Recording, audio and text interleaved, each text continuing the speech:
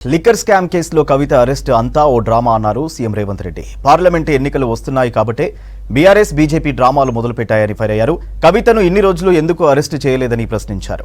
Liquor కేసులో కేసీఆర్ కుటుంబం BJP ఆడుతున్న డ్రామా నిరంతర సీరియల్ను తలపిస్తుందని విమర్శించారు. ఇక నిన్న కవిత అరెస్టుతో డ్రామా పతాక స్థాయికి చేరిందన్నారు. ఎప్పుడైనా ఈడీ ముందొచ్చి మోడీ తర్వాత వచ్చేవారని, కానీ ఈసారి ఈడీ మోదీ ఇద్దరు ఒకేసారి హైదరాబాద్ వచ్చారన్నారు సీఎం రేవంత్. టీవీలలో సీరియల్ చూస్తాయి, సంవత్సరాల కొద్ది కొనసాగుతూనే ఉంటాయి. వాటికి ఆరంభం ఎప్పుడైందో చెప్పలేము, అంతం ఎప్పుడైతుందో కూడా చెప్పలేము. ఈ లిక్కర్ స్కామ్కు సంబంధించి కూడా కేసీఆర్ కుటుంబము బీజేపీ ప్రభుత్వం నిరంతర ధారావాహికంగా టీవీలలో ఒక సీరియల్ను తలపించే విధంగా నాటకాలకు డ్రామాలకు తెరలేపినరు. అంటే అవినీతి మీద చర్యలు తీసుకున్నామని ఛాంపియన్షిప్ వాళ్ళు తీసుకోవాలని, సానుభూతుల కోటాలో వీళ్ళు ప్రజల సానుభూతి బొమ్మాలి, మమ్మల్ని ఇబ్బంది పెడుతుండ్రు, మమ్మల్ని జైలు పాలు చేస్తున్నారని చెప్పుకోవాలి వీళ్ళు అని ఇద్దరు కలిసి ఒక వ్యూహాత్మక రాజకీయ ఎత్తుగడతో వస్తుండ్రు. కూతురింటికి పోలీసులు దాడి చేసి ఢిల్లీ నుంచి ఈడీ అధికారులు వచ్చి అరెస్ట్ చేసి తీసుకెళ్తుంటే బాధ్యత కలిగిన తండ్రిగా చంద్రశేఖరరావు గారు అక్కడికి రాలేదు అంటే దీన్ని ఎట్లా అర్థం చేసుకోవాలి? రెండవది, తండ్రిగా కాకపోయినా కల్వకుంట్ల కవిత గారు శాసనమండలి సభ్యురాలు, టీఆర్ఎస్ పార్టీ నాయకురాలు, పార్టీ అధ్యక్షుడిగా శాసనమండలి సభ్యురాలని అరెస్టు చేస్తుంటే అక్కడికి రావాలి, అక్కడికి వచ్చే అధికారులను వివరాలు అడగాలన్న సంగతి చంద్రశేఖరరావు గారికి తెలియదా? పోనీ ఇప్పటి వరకు కూడా చంద్రశేఖరరావు గారు అరెస్టును ఖండించలేదు. అరెస్ట్ ఎందుకు జరిగిందో, తన పార్టీ శాసనమండలి సభ్యురాలను ఎందుకు అరెస్టు చేసిండ్రో ఇంతవరకు తెలంగాణ ప్రజలకు వివరణ ఇవ్వలేదు.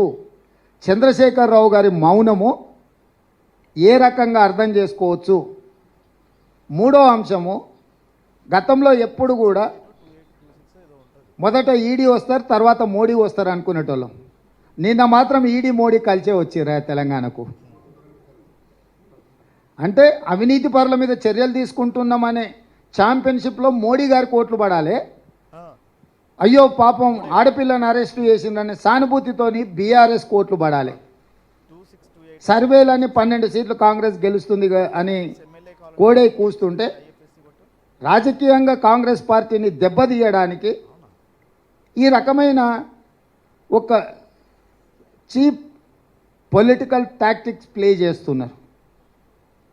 కాబట్టి ఇప్పటికైనా మోడీ గారు, కేసీఆర్ గారు ఈ డ్రామాలు కట్టిపెట్టి 10 సంవత్సరాలు మోడీ గారు తెలంగాణ ప్రజలకు ఏం చేసిండో, పేదలకు ఇండ్లు ఇచ్చిండా, రైతుల ఆదాయం రెండింతలు చేసిండా, ప్రతి సంవత్సరం 2 కోట్ల ఉద్యోగాలు ఇస్తా అన్నాడు, ఇప్పటికీ 20 కోట్ల ఉద్యోగాలు ఇవ్వాలి, తెలంగాణలో ఎన్ని ఉద్యోగాలు ఇచ్చిండో, స్విస్ బ్యాంకులో ఉన్న లక్షల కోట్ల రూపాయల నల్లధనాన్ని తెచ్చి ప్రతి పేదవాడి ఖాతాలో 15 లక్షలు వేస్తా అన్నాడు.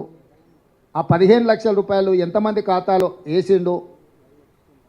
మనకు ఇస్తా అన్న పునర్విభజన చట్టంలో బయ్యారం ఉక్కు కర్మాగారం ఎందుకు ఇవ్వలేదు? కాజిపేట రైల్వే కోచ్ ఫ్యాక్టరీ ఎందుకు ఇవ్వలేదు? ఐఐఎం ఎందుకు ఇవ్వలేదు?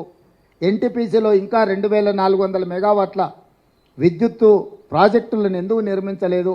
గిరిజన యూనివర్సిటీ 9 సంవత్సరాలు ఆపేసి ఇప్పుడు ప్రారంభించడానికి కారణం ఏంది?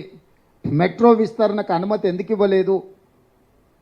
ఇట్లాంటి చాలా విషయాలలో బీజేపీకి సమాధానం చెప్పడానికి ఏమీ లేదు. కాబట్టి ఈరోజు ఈ అరెస్టులు, ఈ అవినీతికి వ్యతిరేకంగా మేము ఏదో చర్యలు తీసుకుంటున్నాం అన్నట్టుగా నాటకాలు ఆడుతున్నారు. ఈ నాటకాన్ని ప్రజలు గమనించాలి.